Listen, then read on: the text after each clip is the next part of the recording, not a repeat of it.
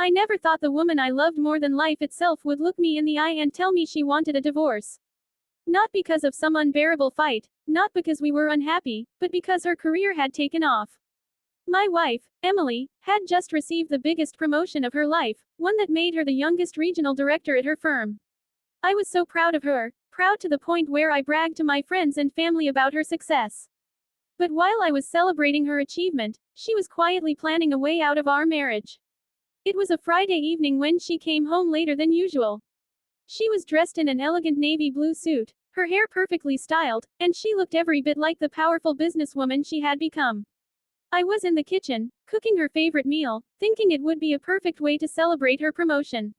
She barely glanced at the table when she dropped her bag on the chair and sat across from me. That's when she said it. "I think we should get a divorce, Mark." Just like that. No warning, no build-up. My heart sank to the floor, and all I could do was stare at her in disbelief. At first, I thought she was joking. I laughed nervously, waiting for her to crack a smile, but her eyes were cold and serious. "You deserve someone better," she said, "and I need freedom. My career is everything to me right now, and I can't afford to be tied down." Those words cut deeper than any knife. "Tied down?" I asked, my voice shaking. "Emily, we've built this life together. I supported you through late nights, through school, through all your struggles. How am I suddenly the weight you need to cut off?" She didn't answer. Instead, she pulled out a neatly folded document from her bag, divorce papers. My hands trembled as I picked them up, realizing she had been planning this moment for weeks, maybe even months. I barely touched my food that night. I couldn't eat. All I could do was replay every memory we shared, from the day we met in college to the time I held her hand as she cried over failing her first big presentation. I thought we were a team. I thought we were forever. The following weeks were a blur.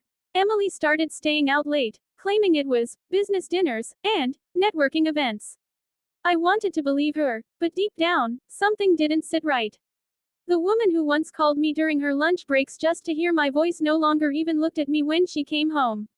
I started noticing changes: expensive gifts she didn't explain, a new perfume, and a phone she always kept face down on the table. One evening, while she was in the shower, a message popped up on her phone. It read, "Can't wait to see you tomorrow, love."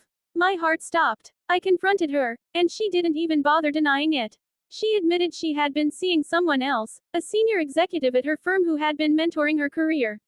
"He understands my ambitions in a way you never could," she said coldly. That sentence destroyed whatever hope I had left.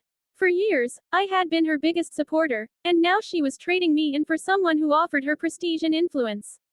I felt betrayed, worthless, and discarded like an old piece of clothing she no longer wanted to wear. For days, I spiraled into despair. I stopped eating properly, stopped going out, and avoided friends because I couldn't bear to explain what had happened. But one morning, while staring at myself in the mirror, something inside me shifted. I realized I had two choices: let her betrayal define me, or rebuild my life from the ashes she left behind. That was the day I decided to choose myself. I started small. I picked up my old passion for writing, something I had abandoned years ago to focus on supporting Emily's career. Every evening, instead of drowning in sadness, I poured my heart into words. I joined a local gym, not just to improve my body but to regain control of my mind. Slowly, I reconnected with friends who had drifted away. To my surprise, I wasn't alone. Many had seen the change in Emily before I did, but they